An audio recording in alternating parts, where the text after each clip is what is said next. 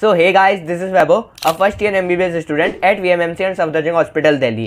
सो आज की video specifically उन एस्पिरेंट्स के लिए होने वाली है जिन्होंने अभी तक फिजिकल केमिस्ट्री को हाथ तक नहीं लगाया है, और ये तुम्हारे लिए बिल्कुल मस्ट होगी बिकॉज इसमें इतनी अच्छी स्ट्रेटजी बताई है, तुम आसानी से बाकी सब्जेक्ट्स को मैनेज करते हुए भी अपनी फिजिकल केमिस्ट्री को अच्छे से कंप्लीट कर पाओगे।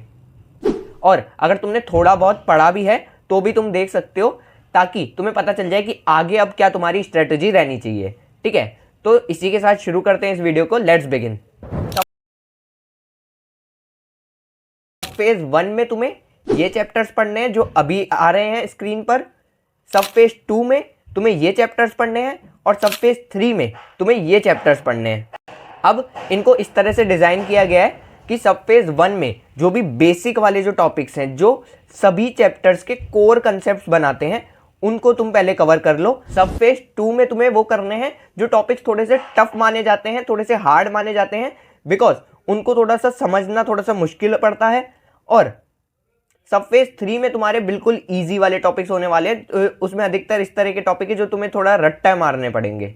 सब फेज 2 में मैंने हार्ड टॉपिक्स इसलिए डाले हैं बिकॉज जो एंड का टाइम होता है उस पर तुम्हारे लिए जो हार्ड टॉपिक्स पढ़ना बहुत मुश्किल होता है, बिकॉज उस टाइम ना माइंड थोड़ा सा डिस्टर्ब रहता है, तो हम अच्छे से उन कंसेप्चुअल टॉपिक्स को नहीं पढ़ पाएंगे। इसलिए तुम उसको सब फेज 2 में ही कंप्लीट कर लेना।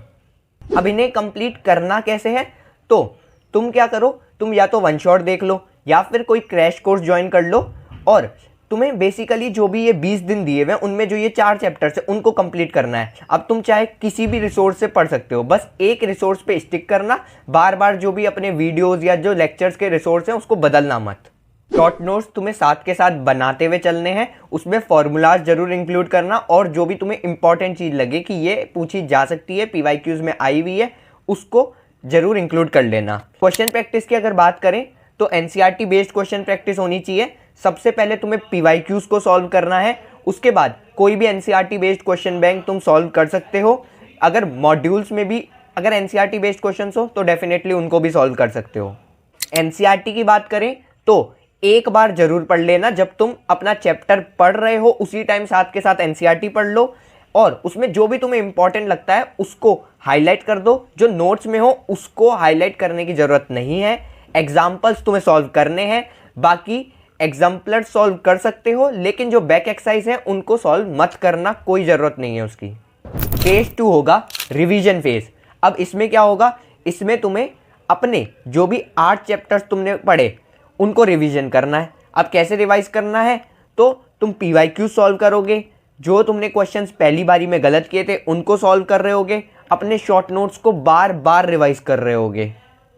जिन चैप्टर के तुम शॉर्ट नोट्स अभी तक नहीं बना पाए थे उनको इस फेज में बना लेना, क्योंकि वो आगे तुम्हें बहुत काम आएंगे। और अगर टाइम मिलता है तो तुम थोड़े से एक्स्ट्रा क्वेश्चंस की भी प्रैक्टिस कर सकते हो, जिससे तुम्हारी जो होल्ड है फिजिकल केमिस्ट्री पे वो बहुत स्ट्रांग हो जाए। इसके बाद आता है फेज 3, और ये फेज तुम्हारे लिए सबसे ज़्यादा इंपॉर्टेंट होगा। अब 60 दिन में तुम अपना सिलेबस कंप्लीट भी कर चुके होगे, साथ ही तुम उसका रिवीजन भी कर चुके होगे। अब तुम्हें फेज 3 में क्या करना है, फेज 3 में तुम्हें मॉक टेस्ट देने हैं। हर दिन एक मॉक टेस्ट देने की जरूर कोशिश करना, मॉक टेस्ट के थ्रू रिवीजन करो, वो बहुत इंपॉर्टेंट रहता है। साथ ही साथ तुम्हें अपने शॉर्ट नोट्स को रिवाइज करते हुए चलना है।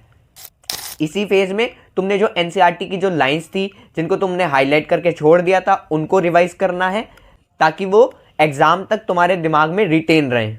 मॉक टेस्ट में तुम जो भी गलतियां करो उनको एक जगह इकट्ठा करके रख लेना है, और जैसे ही फिर तुम्हारा 1 हफ्ता 2 हफ्ता बच रहा होगा एग्जाम में, तब उनको अच्छे से रिवाइज करना है। अब जैसे ही तुम्हारे 3-4 दिन बच रहे होंगे एग्जाम में, तो अपने शॉर्ट नोट्स को अच्छे से बार बार कम से कम 2 बार रिवाइज जरूर कर लेना है।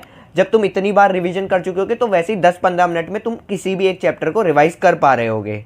उन्हीं दिनों में तुम्हें अपने NCERT को एक बार फिर से देख लेना है, जो हाईलाइटेड लाइंस थी उनको ही, और जो क्वेश्चंस तुमने मॉक टेस्ट में गलत किए थे, पहली बार जब क्वेश्चन प्रैक्टिस की थी उसमें गलत किए थे, उन सबको एक बारी फिर से देख के जाना है, और फिर तुम पूरी तरह से तैयार होगे अपने एग्जाम में जाने के लिए। ठीक है, तो यही थी वीडियो, आई होप तुम्हें अच्छी लगी होगी। ठीक है, अगर तुम्हें कोई भी डाउट रह गया हो तो तुम पूछ सकते हो, मैं पूरी कोशिश करूंगा तुम्हारे क्वेश्चन का आंसर करने की। मिलते हैं नेक्स्ट वीडियो में। Thanks for watching.